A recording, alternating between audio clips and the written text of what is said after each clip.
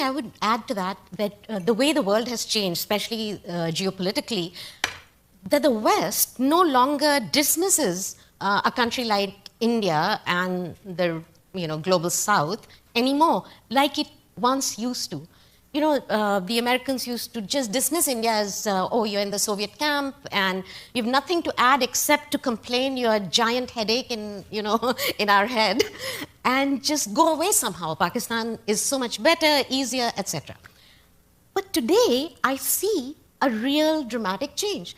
The West is actually listening to how India is articulating the needs and compulsions of the global South, which the war has exacerbated. Absolutely. In fact, the war has affected countries far, far away. Many African countries have had a crisis when it comes to the rise in commodity prices, the difficulty of obtaining enough wheat, because Ukraine and Russia put together used to account for 40% of the world's grain exports, and wheat exports in particular.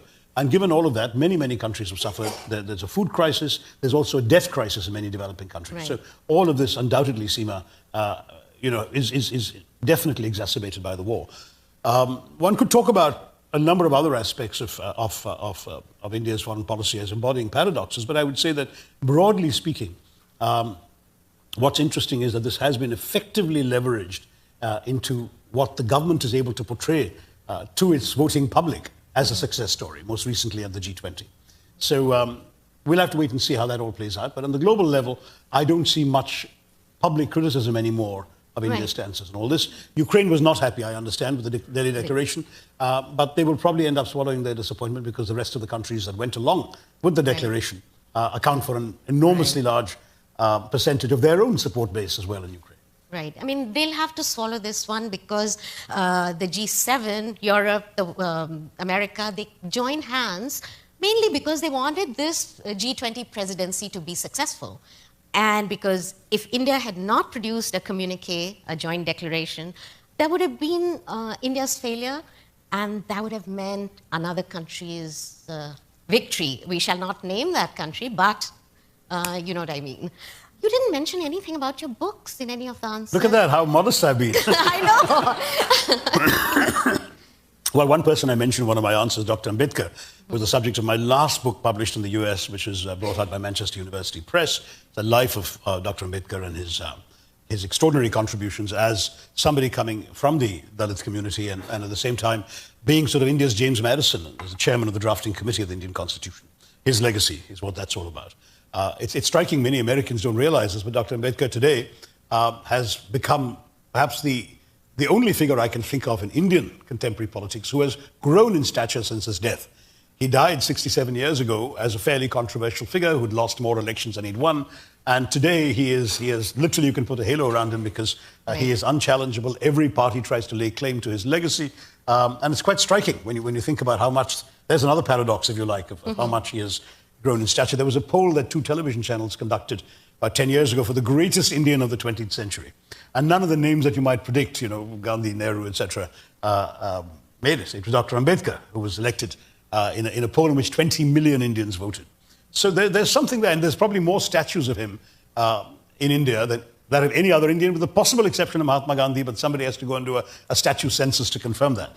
But certainly every village, every street corner, not every street corner, but every neighborhood and every city will have a bust at least of Dr. Ambedkar somewhere, if not a full-fledged statue of him standing in his 3-piece suit with a constitution in his hand. And that's been quite striking as well. You want to talk about Bharat versus India? I'm happy. Yes.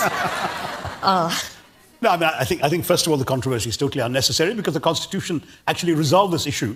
The Constituent Assembly debated it because the nativists wanted Bharat, and the sort of more dominant voices led by Nehru wanted to preserve India. So they settled on a perfect compromise. The Constitution speaks of India, that is Bharat. So both names are equally valid.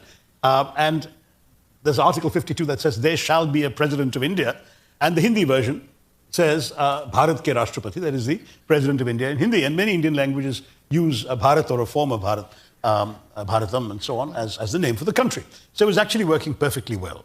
And I think one of the great things that Nehru understood, or two of the great things that he understood at that time, was that by remaining India, India established itself as a successor state to the British Raj in India, from which Pakistan was seceding. Right. If we had adopted the name Bharat and Pakistan had been Pakistan, then India would have been the name for the collective subcontinent, but no longer for any one country. Right. And even legally, that would have been problematic. Secondly, there is the undoubted fact that, that India is a name that's been around for a very long time and that is redolent with history and with various associations. The defenders of this proposed change in the ruling party say that India was imposed on us by British colonialism and it's part of our colonized mindsets we need to get rid of. I'm sorry to say that it's completely wrong. The name India exists for a couple of thousand years, yes. When the British were still running around in skins, far from colonizing any of us. And if you go back to 2,000 years ago to the writings of Herodotus, Megasthenes, the Greek historians, they spoke of India. The idea is that the river Sindhu or Indus was the defining element. What lay beyond was India.